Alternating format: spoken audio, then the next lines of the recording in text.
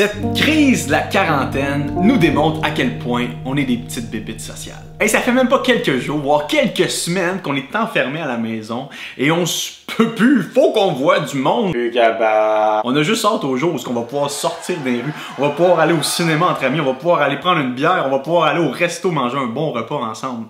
Mais autant paradoxal que ça puisse paraître, alors qu'on est confiné à la maison, avec nos proches, avec nos parents, avec nos frères, avec nos sœurs, avec notre époux, notre conjoint, notre conjointe, on a parfois de la misère à s'endurer entre nous.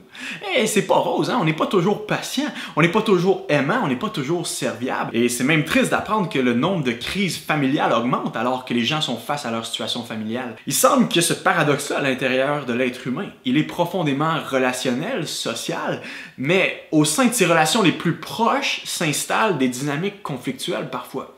Des dynamiques qui sont difficiles, qui sont tendues et qui sont même souvent dysfonctionnelles. Mais maintenant, comment expliquer ce paradoxe-là? Est-ce que je peux vous proposer que l'homme est profondément relationnel parce qu'il a été créé par un Dieu relationnel? Ce Dieu trinitaire qui au tout début a dit « Faisons l'homme à notre image ». Faisons parce qu'il est trois en un, trois personnes, mais une seule essence divine. Et la réalité, c'est qu'on est bâti sur ce même frame-là. On est moulé dans ce frame-là pour être relationnel avec les gens autour de nous. On a besoin des autres autour de nous. Mais pourquoi nos relations sont si conflictuelles dans ce cas-là? La réponse est simple. Alors que l'être humain avait été créé pour avoir une relation positive à son créateur, à Dieu, aux autres créatures, c'est-à-dire les autres êtres humains, et des relations positives envers la création, c'est-à-dire avoir un rapport sain et un rapport harmonieux avec la terre, avec l'environnement, du moment que l'homme a décidé de rompre la relation la plus primordiale de son existence, c'est-à-dire la relation avec sa source, avec son créateur, avec Dieu, eh bien, les autres relations se sont avérées conflictuelles. Alors que notre rapport à Dieu était celui qui déterminait notre existence. Et du moment qu'on a voulu partir à notre compte, qu'on a voulu être nos propres dieux, qu'Adam et Ève ont mangé ce fruit défendu, qui ont voulu écouter leurs propres pensées, leur propre cœur, au lieu d'obéir à ce que Dieu leur avait dit, eh bien, tous leurs autres rapports sont devenus difficiles. Leur rapport à la terre, le sol a été maudit, littéralement, et la création a été soumise à la futilité, à la vanité, nous dit l'apôtre Paul dans sa lettre aux Romains. La création entière soupire après sa délivrance. Elle est sous les effets du péché présentement. Nos rapports conflictuels aussi s'installent les uns avec les autres. On a de la misère à s'aimer. On a de la misère à passer l'autre avant nous. Mais maintenant, ça, je t'annonce rien, parce que ça prend pas la tête à Papineau pour savoir que ça roule pas bien autour de nous, et même parfois en nous. Mais la bonne nouvelle que j'ai à t'annoncer, c'est que ce Dieu-là qu'on a rejeté, ce Dieu-là qu'on a garroché aux oubliettes, lui ne nous a pas oubliés. Lui, il nous a pas rejetés. Non, lui il est venu dans notre monde à travers Jésus-Christ pour restaurer toutes nos relations.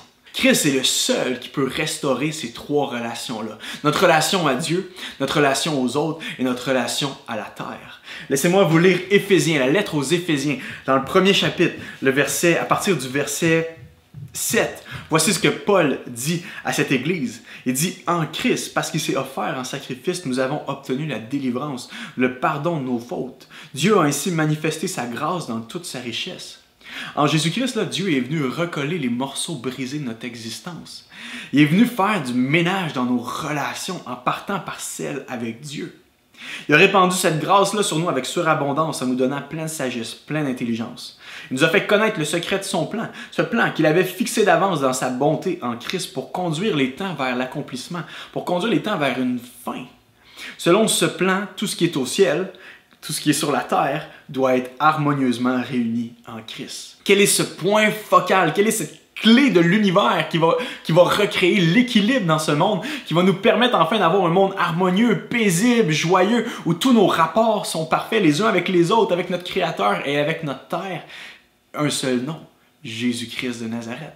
Maintenant, peut-être que vous me regardez et vous dites oh, « Mais comment tu penses être en relation positive avec un Dieu invisible? Là? Ça fait pas de sens ton affaire. C'est quoi, tu vas me dire que tu peux être à lâcher un coup de fil à ce Dieu-là trinitaire qui est dans le ciel puis que vous allez devenir des bons chums? » Avez-vous remarqué que depuis qu'on est en quarantaine, on se parle moins, on se voit moins les uns les autres, on peut même plus avoir de rapports proches, du moins il faut être à 2-3 mètres de distance. Mais avez-vous remarqué qu'il semble que tout le monde est sur la même longueur d'onde? On est unis dans un même esprit. On se croise en marchant, on se croise à l'épicerie, puis on sait ce que l'autre pense. On est vraiment comme dans un travail d'équipe. Tout le monde est sur la même longueur d'onde. On veut battre ce virus-là, on veut respecter les consignes gouvernementales, on veut qu'il y ait une fin à cette calamité qu'on traverse présentement.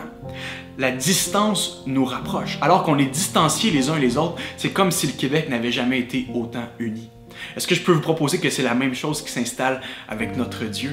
C'est pas parce qu'il est invisible, c'est pas parce qu'il est loin, c'est pas parce qu'il est distancié qu'on peut pas être unis d'un même esprit avec lui. C'est d'ailleurs ce que dit la première lettre de Paul aux Corinthiens, le chapitre 6, le verset 17. Celui qui s'attache au Seigneur est uni d'un seul esprit avec lui.